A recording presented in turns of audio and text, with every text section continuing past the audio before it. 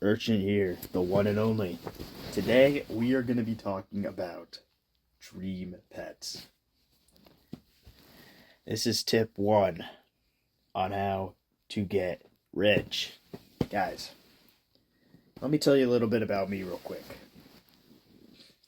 When 2021 just finished and the values were starting to get a little more cemented, and they were starting to get less volatile and things cooled down from the 2020 2021 value mess, right? This is when Bat Dragon just surpassed Giraffe as number 2, and things started to get a little more official. After that mess, I ended up on the luckier side of the spectrum, and I was left with a neon Flyride Bat Dragon. Now, fortunately for some people, they didn't get so lucky. There were people who traded mega unicorns for parrots. I was one of them. But if you were at the other end of that trade, then things got a little harder. Regardless, at the end of 2021, I was left with this neon Bat Dragon. And I was pretty satisfied, right? I was just playing the game, making money, hatching eggs. But then I started to develop some bigger, deeper ambitions. And I figured, well, it's simple. I'll just hold on to the Bat Dragon I have now and build up an inventory and trade up for the next one. That's not true at all. I was looking at some offers for my Bat Dragon, or maybe just hanging around. And I met a member of a community called Team Luminary. Now, this is very old school, and these teams don't really exist anymore. But a few years ago, this is how you met your team. I was interested. I asked, what's Team Luminary? And he offered me to join the Discord server, in which I did. Now, this changed everything, guys. This changed everything. After I joined the server, I started to chat with some of these really rich people. If you think a Mega Bat Dragon is rich, then you are yet to see the true levels of wealth in this game. There are people with inventories well over the 20,000s. But anyway, I started talking to some people, and I started to learn the numerical system of values for these pets. Now remember, this is still early on. Before this, the numbers didn't really exist. It was more based on previous transactions. For example, it'd be a giraffe was about a frost and an owl, or an owl was about a crow and a turtle. And you use these comparisons to develop an association of what a good trade would look like. But when I joined the team, I discovered that these people were using frost values. Frost values took these comparisons and applied numbers to them based off the back of the most stable pet being the frost dragon, right? So the frost dragon, the frost values were applied for every trade, and they were given to each pet.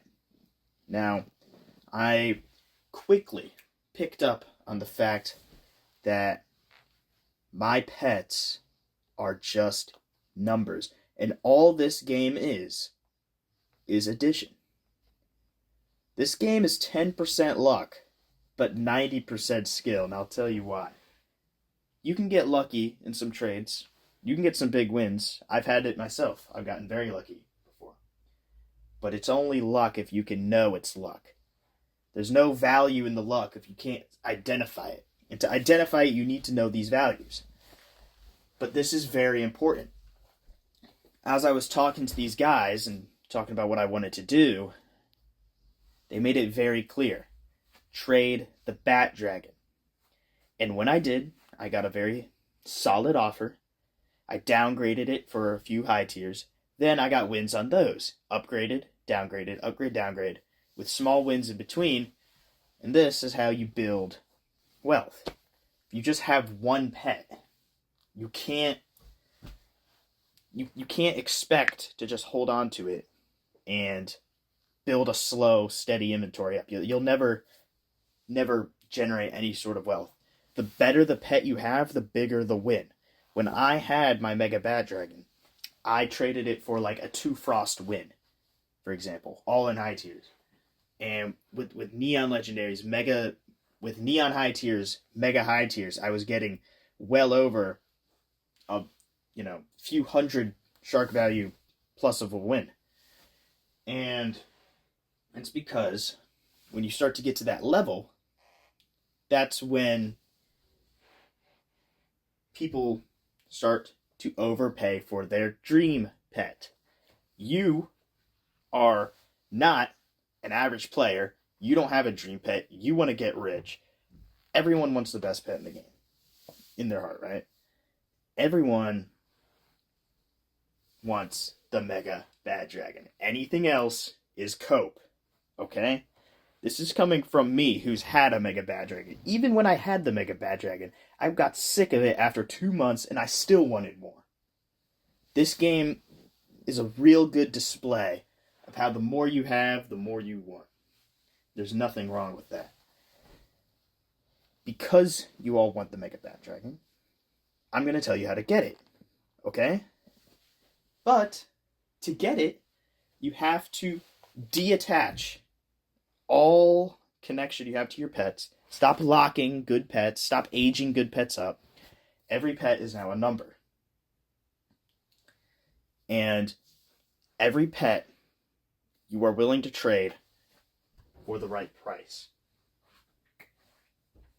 Everyone does this, okay? Everyone's already willing to trade their pet for a big enough win. Everyone's already willing to try and get a Mega Bad Dragon. You just have to realize it.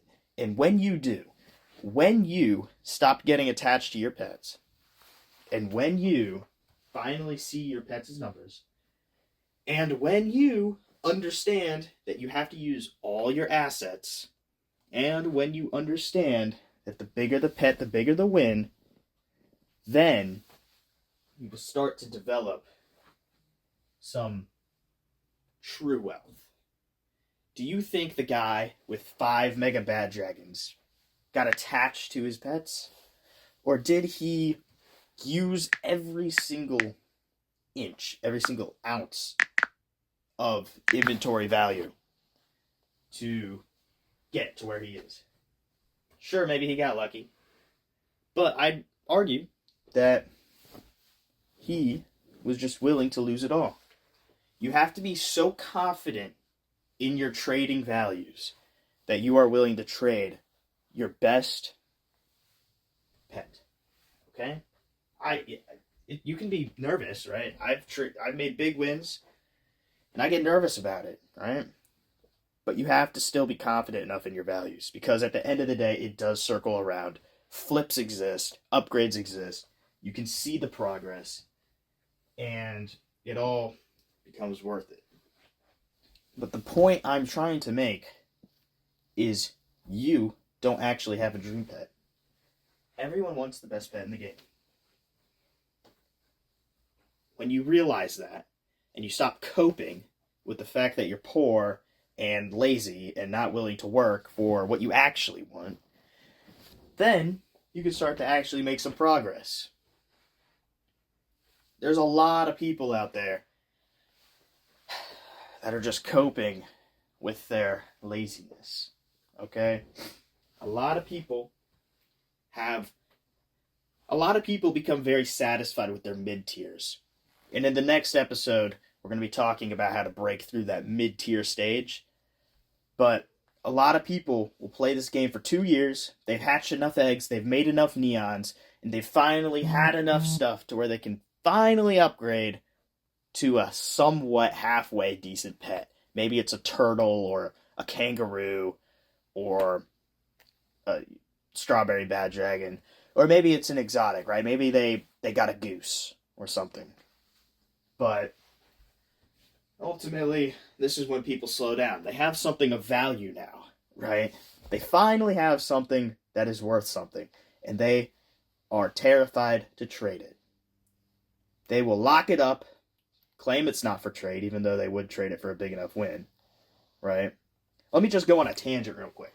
If you have a cow and you say not for trade ever, it's my baby, and I'm willing to trade you a Neon Flyride Frost Dragon for it, you're going to accept that trade. It is for trade. You're going to trade it for a big enough win. So it's all just cope. It's all just lie. Listen, you can play the game how you want, okay? If you want to be chill and content with your little itty bitty preppy pet, then be my guest. My content's not for you. If you want to actually get rich and you look at your cow, that's a regular cow, and if you love your cow so much, you should, and if you sit there and say, I really wish this was a mega cow, but I'll never get there. It's unrealistic. This is my dream pet. Then, you have to acknowledge the fact that you're willing to trade it for a big enough win. And when you do that, get rid of this not for trade garbage. Get rid of this dream pet garbage. You can have milestones. You can have goals, right? I had milestones and goals. I wanted to get Mega Frost, Mega Giraffe, Mega Shadow, Mega Bat, right? There's some big visualized milestones. But when I got, for example, that Mega Giraffe, and it was the only thing in my inventory, literally the only thing in my inventory, I had upgraded everything I had to a Mega Giraffe, I realized I still had a long way to go in my journey to Mega Bat.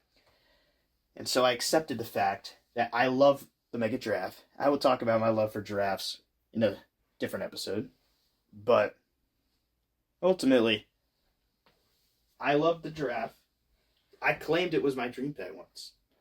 But I understood, and I was honest with myself, that I still wanted that Mega Bat, not because I like it more than the giraffe, but simply because it's the best pet in the game, and I wanted to get rich.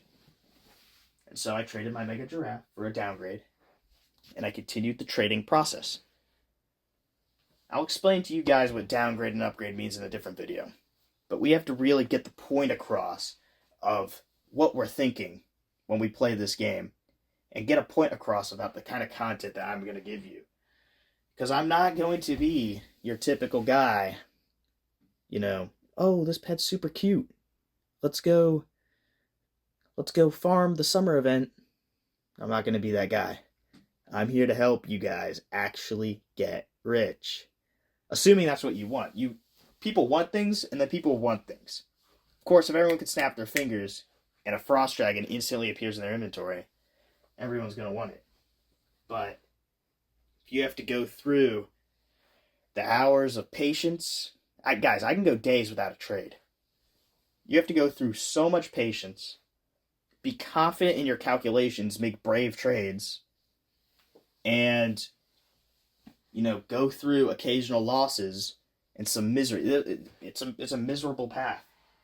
But if you're willing to do that, then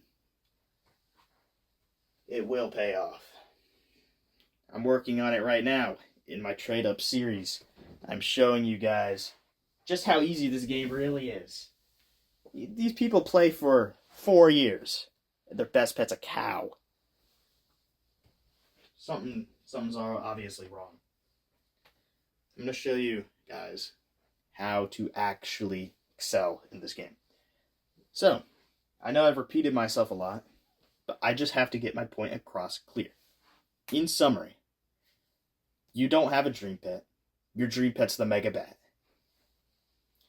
You have to use all of your pets, all your assets, to trade. If something's not for trade, that's a lie. You would trade it for a big enough win. You have to realize that. And that you have to be very confident in your skills to make those brave trades. I didn't want to trade my Neon Bad Dragon. I really liked that pet. I had it for a long time. I was scared to trade it. But I came to my senses and I was honest with myself and I realized this is the only way I'm going to turn this Neon Bat into a Mega Bat. So I made the brave decision and I traded it. And I was confident enough in my values that I had learned to make the trade and continue to learn about profits. So with that being said, guys, I hope you learned a little bit about the content that I will be giving you, and I hope you understand just how important it is that you realize what you want. You become honest with yourself. And then, and only then, when you've completed the full self-analysis and honesty breakdown of yes, I am poor, and of yes, I want the best bet in the game, then you can start your journey and I can actually help you. Thank you, and episode 2 will be out shortly. Have a good one.